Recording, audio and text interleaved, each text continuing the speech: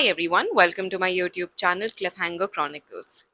If you're new here, let me introduce myself. My name is Sneha and this channel is for talking about books, for giving book reviews. Today we're going to do one of my favorite things, which is a monthly reading wrap up. This month was a roller coaster. We had dark romance, we had second chances at first love, nostalgia, young adult. We also did not finish a particular book and a new release by one of my favorite authors in the format of a memoir. So let's get into it.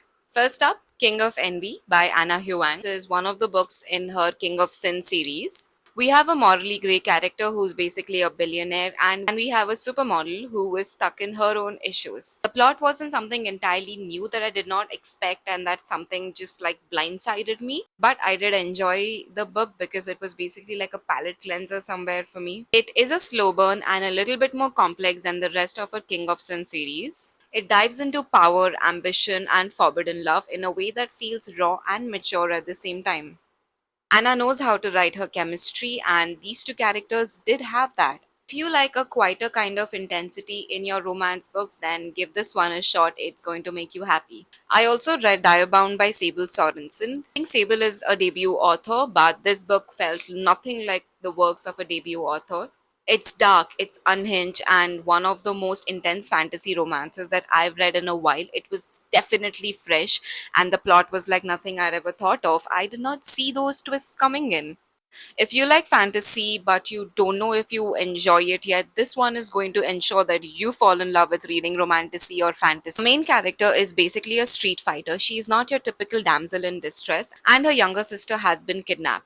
In order for her to rescue her sister, she has to basically join an elite force. She does not plan on entirely entering it and, reaching till the end of it, but she does reach the end of it and she bonds what the series calls dire wolves. The story is absolutely gripping, it's obsessive, it made me want to stay up the entire night and inhale the book. If you're into morally grey characters, some questionable level of morality, and also plots which make your head burst, then this book is bound to make you enjoy your reading time.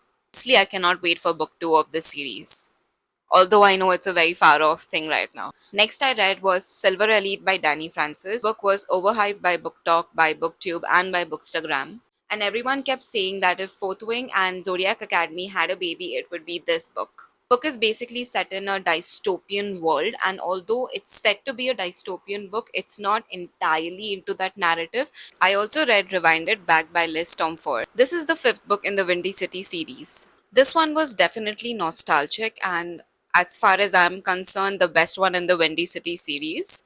It had references to all the 2000 things, the boombox, and all the music that was the rage back then.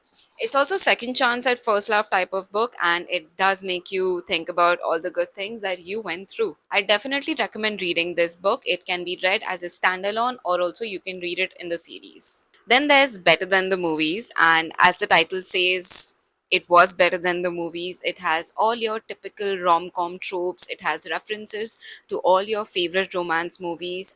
And the best quotations from all these movies have been used as title headers for each and every chapter in the book. It has an enemies to lovers trope, although they were never really enemies to begin with. There's a fake dating trope, and also your typical boy next door or girl next door type of romance where they've known each other their entire life. This book was sweet, it was light, it made me realize that all good things can come in simple packages, and cliches are called cliches because they work. There's a reason that we fall in love with books which are simple, with love stories which are simple. I also read Nothing Like the Movies by Lynn Painter, which is basically book 2 for Better Than the Movies.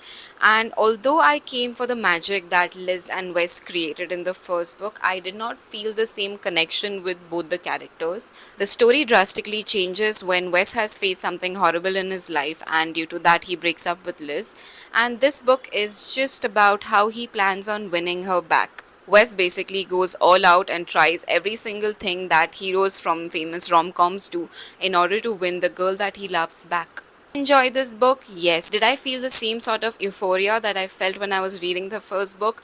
Not entirely, but definitely this is a light read that you can, skim through and enjoy.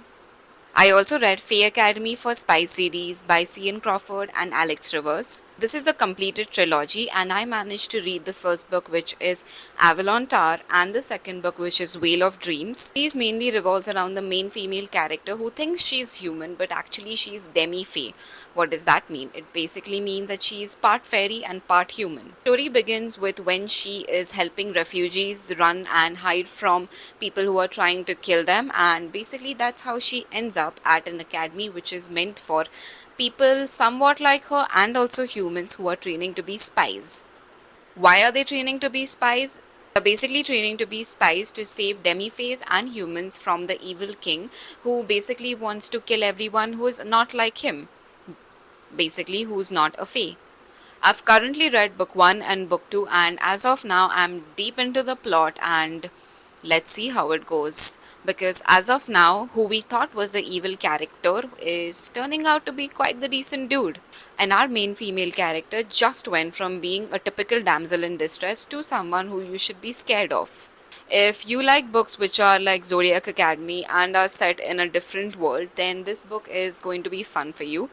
The world building is fairly simple because it intertwines a lot with our actual geography, but it's also talking a lot about the time from King Arthur's reign. So, should you read this? Yes, you should definitely add it to your TBR if you're looking to explore something on this end. The Rival Crown by Holly Renee. This is book 3 in the Whale Kingdom series, and I was really looking forward to the release of this book, but it did not work out the way that I thought it would. Somehow, going back into that same world, I did not feel that the characters are being themselves. Something changed in the writing or something changed in the setup, but it just did not feel like the same two characters who I really liked reading about in book 1 and book 2. So I couldn't do it. I could not finish the book. I DNF'd it. Basically, did not finish it. I tried to go through it, I tried to read, but it just wasn't working out for me. Last but not the least, Great Big Beautiful Life by Emily Henry. Now, if you know anything about me, then you should know that I'm a sucker for Emily Henry books. I have read most of her books and I have loved most of her books. So when she came out with a new book, I knew I had to pick it up and I knew I had to read it. Shorter sense, this book is about two people who are fighting for writing one single story by one single person. This is like a story within a story, and although this book does not have your typical Emily Henry charm, I will read anything that she writes. I will even read her grocery list if she publishes it. I am that in love with her writing. So that was a wrap for my monthly reading for this month. And safe to say, I managed to read a lot of books this month. If you're someone who enjoyed reading any of these books, then do like, share, and subscribe to my videos because I will be coming up with many more such videos. Leave a comment with your favorite book and your recent read. Thank you for showing your love and your support.